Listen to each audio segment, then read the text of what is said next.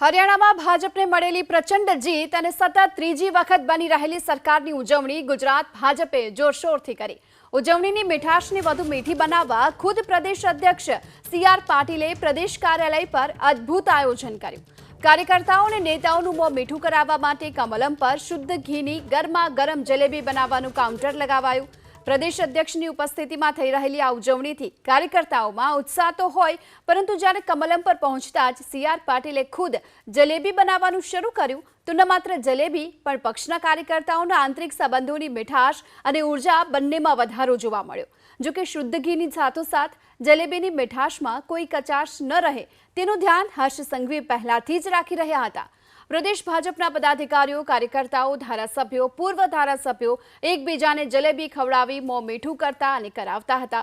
ચૂંટણી દરમિયાન રાહુલ ગાંધી જલેબીની દુકાને પહોંચ્યા હતા, સરકાર પર વ્યંગનો પ્રયાસ કર્યો હતો, ત્યારે ગુજરાત સહિત દેશભરમાં ભાજપે વહેંચેલી આ જલેબી અને હરિયાણાના પરિણામોથી સ્વાભાવિક રીતે જ કોંગ્રેસના નેતાઓને મરચા લાગ્યા હશે। ખુદ મુખ્યમંત્રી ભૂપેન્દ્ર પટેલે પણ જલેબીના કાઉન્ટર પર પહોંચી મોં મીઠું કર્યું અને પક્ષના અન્ય નેતાઓને મોં મીઠું કરાવ્યું।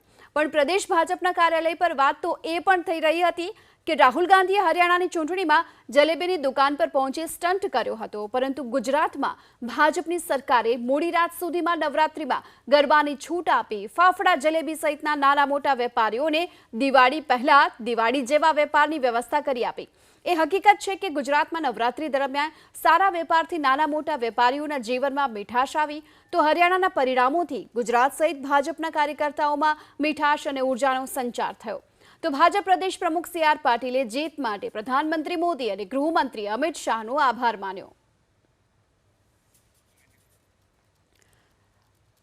તો હરિયાણામાં ભાજપની આ જીત અને જે બાદ કમલમ પર આ મીઠાશ જોવા મળી હતી, જીતની આ મીઠી જીતની ઉજવણી જેનો જશ્ન પણ જોવા મળ્યો।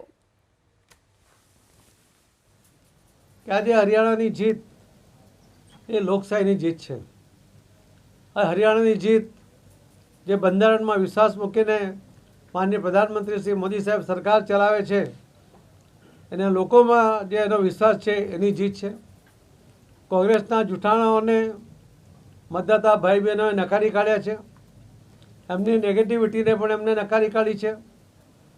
અને આજે તો શિવસેનાના પ્રવક્તા પોતે એમણે કહ્યું કે કોંગ્રેસ ધીમે ધીમે વધુ ને વધુ કમજોર થતી જાય છે, એ એકલું કાંઈ કરી શકતી નથી, એ ફરી સાબિત થયું છે। એવું સ્પષ્ટ મત પણ એ પ્રવક્તાએ આજે જાહેર કર્યો છે। એ જ બતાવે છે કે હવે તો લોકોનો પણ અને એમને જે સાથી પક્ષો હતા એમનો પણ कांग्रेस पर विश्वास उठी गया है। देखिए, कांग्रेस के किसी नेता ने जलेबी के बारे में जो कहा था, उसी के यहाँ कार्यकर्ताओं ने भी आज हरियाणा में जीत के बाद यहाँ पर जलेबी बनाना और जलेबी बांटना तय किया। स्वाभाविक है कि इसका इफेक्ट, इस रिजल्ट का इफेक्ट भी महाराष्ट्र में भी आएगा। महाराष्ट्र में भी भारतीय जनता पार्टी की सरकार मोदी साहब के नेतृत्व में बनेगी, ये विश्वास भी महाराष्ट्र तक भी जाएगा और उसका फ़ायदा भारतीय जनता पार्टी को होगा, लोगों को भी होगा। जम्मू અને કાશ્મીરમાં પણ આપણે જોયું હશે કે માનનીય પ્રધાનમંત્રી શ્રી નરેન્દ્ર મોદી સાહેબે જે રીતે વિકાસનો મંત્ર આપ્યો હતો અને આપણા આદરણીય ગૃહમંત્રી શ્રી અમિતભાઈ શાહ સાહેબે પણ ત્યાં આતંકવાદી મુક્ત કાશ્મીર બનાવવા માટેની જે ઝુંબેશ ઉપાડી હતી એના સારા પરિણામો આવ્યા। લોકોનો કામધંધો શરૂ થયો, લોકો ભયમુક્ત થયા અને એના કારણે જે ગણતરી ચાલી રહી છે એમાં 27 સીટથી વધુ સીટો પર ભારતીય જનતા પાર્ટી એ આગળ ચાલી રહી છે અને કોંગ્રેસ એની પાસે 10 થી 12 સીટો પર જ આગળ ચાલી રહી છે। ફારૂક અબ્દુલ્લા અને એમની પાર્ટી એ સ્વાભાવિકપણે ત્યાં એમના વિસ્તારમાં જમ્મુ કાશ્મીરના વિસ્તારમાં એ આગળ છે, ખીણમાં। પરંતુ ફરીથી પણ આ સાબિત થયું છે કે કાશ્મીરના લોકો પણ વિકાસની રાહ જોતા હતા।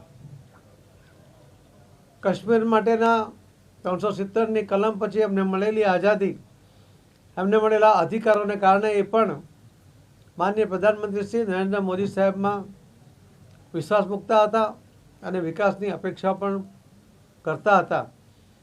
જે મોદી સાહેબે પૂર્ણ કરી, કાશ્મીરના જે આતંકવાદીઓ દ્વારા બાજુના પડોશી દેશો તરફથી કરવામાં આવતો હતો એનો પણ ખાત્મો કર્યો અને ભયમુક્ત કાશ્મીર બનાવીને એ ભારતનો હિસ્સો છે એ લોકોના મનમાં જે શંકા આવવા માંડી હતી એના બદલે આજે મજબૂતાઈથી એ ભારતનો ભાગ છે અને ત્યાંના લોકો પણ ભારતનો હિસ્સો છે એ રીતનો એમના મનમાં પણ એક ખાતરી થઈ છે અને એમણે એક વિશ્વાસ સાથે જે મતદાન કર્યું છે એના કારણે સૌથી મોટી પાર્ટી તરીકે જે ભારતીય જનતા પાર્ટી 27થી વધુ સીટો પર આગળ વધી રહી છે અને સૌથી મોટી પાર્ટી બનવાની શક્યતાઓ એમાં દેખાઈ રહી છે.